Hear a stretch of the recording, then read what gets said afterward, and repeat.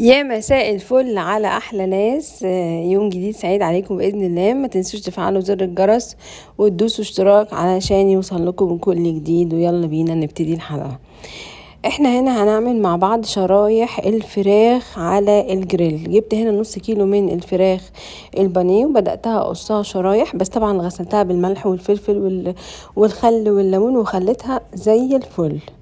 تمام. وبعد كده بدأت أقصها شرايح، وجايبة كمان حباية من الفلفل الأحمر، ومعايا كمان 3 حبات من الفلفل المشطشط. خلاص.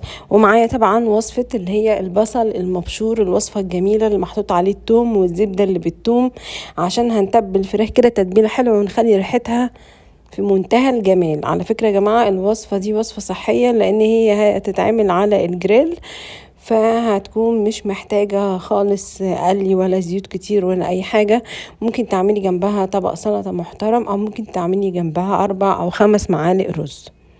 بس تتبيلة الفراخ ديت هتبقى، بصوا بقى، ما حصلتش. هنا أول حاجة أنا بقصها شرايح، بدور هنا بقى ايه على لسه ما قصيتوش.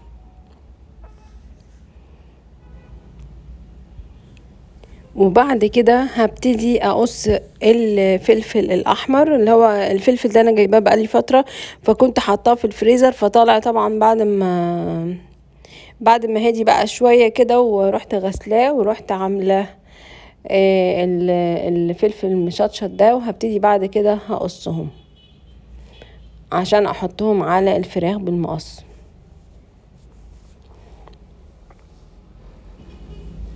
وبعد ما اخلص الفلفل الاحمر احط كمان الفلفل المشطشط. الناس يا جماعه اللي ما بتحبش اللي هو الحاجات الحاره تحط قرن فلفل بس انا حاطه 3، حاطه واحده اخضر حامي و2 احمر حامي، وحاطه واحده فلفل احمر كبير. اهو كده خلاص قربت اخلص خالص الفلفل. هو بس اخد معايا مدة شوية عشان هم عبارة عن 4 حبات، فقعدت اقص فيهم شوية. وبعد كده بقى هناخد التتبيلة بتاعتنا الحلوة اللي هي البصل المبشور. انا حطيت 3 معالق بصل مبشور، وحطيت كمان ملح وفلفل و7 بهارات. كانت مخلية ريحتهم في منتهى الجمال. اهو هنا بحط البصل المبشور. بصراحة يا جماعة وصفة البصل ديت انتوا هتندموا عليها. يعني انتوا لو ما جبتلكوش 3 كيلو بصل او 2 كيلو بصل وبشرتوهم واستعملتوا، بجد هتندموا. ما اقدرش اقول لكم بتوفر ازاي في الوقت. ولا ريحة التتبيلة يا جماعة، ريحتها في منتهى الجمال حتى من قبل ما اعملها. ده ملح وفلفل و7 بهارات. وبعد كده بقى هنحط اللي هي الزبدة اللي بالثوم، اللي انا كنت عاملاها قبل كده في حلقة فاتت من كام يوم. الوصفة دي شوفوها يا جماعة عشان مهمة جدا، وخصوصا في رمضان والناس اللي ما بتقدرش تخش المطبخ في رمضان، الوصفة دي هتنفعها. دايما بتبقى دماغنا تقيلة كده بسبب الشاي والنسكافيه ما بنشربوش، فالوصفات ديت هتسهل عليكي كتير. هبتدي بقى اقلب كده تقليبه حلوه. لو عايزه تحطي ليمون حطي، بس انا ما حطيتش. كل اللي انا حطيته من بهارات الملح والفلفل و7 بهارات وبصل مبشور. وهاخد معلقتين من الزبده بالثوم. الزبده دي محطوط عليها ثوم مفروم. ما اقدرش اقول لكم قلبت ريحه البيت ازاي. هنا بعد بقى ما خلصت التتبيله بتاعتي، شكلها كمان على الحقيقه احلى بكتير. بصوا الجمال كده. التتبيلة خلصت خالص. هنبتدي بعد كده نحط رشة من زيت الزيتون على الجريل عشان ننزل بعد كده بالفراخ على الجريل. هنا اهو بشغل البوتاجاز. هبتدي احط نقطة زيت زيتون كده، وبعد كده لغاية ما الجريل يسخن شوية، وبعد كده اروح نازلة بالفراخ. بفتح اجيب اهو زيت الزيتون، حطيت اهو حبة صغيرين خالص، يا دوبك بس نقطة في كل حتة كده في الجريل، وبعد كده هبتدي انزل بالفراخ. انا هنا بستنى الجريل يسخن شوية. اول ما الزيت بيبتدي يعمل كده فقاقيع صغننة بعرف ان الجريل بتاعي سخن. هنزل بقى بالفراخ على الجريل.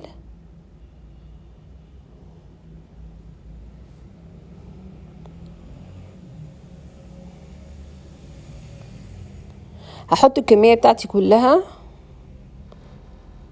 لان انا محتاجة النص كيلو كله. لو انتي بقى مش محتاجة، انتي ممكن تحطيها بعد ما تعملي التتبيلة دي. لو مش محتاجة تعمليها النهاردة ممكن تحطيها في علب بلاستيك، تحطيها في فويل في اكياس تلاجة وتطلعيها مرة تانية تسويها. بس احنا النهاردة عشان هنتغدى الفراخ دي فهعملها النهاردة. هنا كده حطيت الكمية بتاعتي على الجريل، وهبتدي بقى اقفله عشان يستوي. على فكرة انا مش عاملاه على نار واطية ولا على نار عالية، انا عاملاه على نار متوسطة. وهنا بقى الرز عبارة عن ايه؟ رز محطوط عليه ملح وزبدة بالثوم، ومحطوط عليه مرقة، ومحطوط عليه معلقة من البصل المبشور. تمام، اهو ده الزيت والمرقة اهو هجيبها دلوقتي. تمام، يبقى ده رز بالزبدة بالثوم والبصل المبشور، وبعد كده هنا المرقة، واسيبه بقى ايه يستوي. هنا بقى كان جريل اخد تلت ساعة كده، كنت حطاها بقالي تلت ساعة، فانا بحاول اقلبها هنا ايه الجنب التاني علشان يبتدي بقى ايه يستوي الناحية التانية، ورحت مغطية عليه تاني. هنا خلاص اهو يا جماعة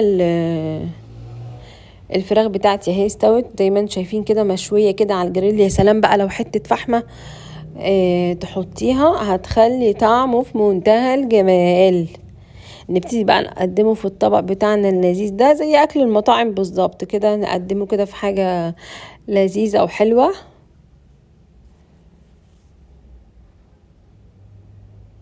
بصراحة يا جماعة جميلة جدا جدا، والوصفة دي عجبتني وخفيفة، مهضومة وخفيفة.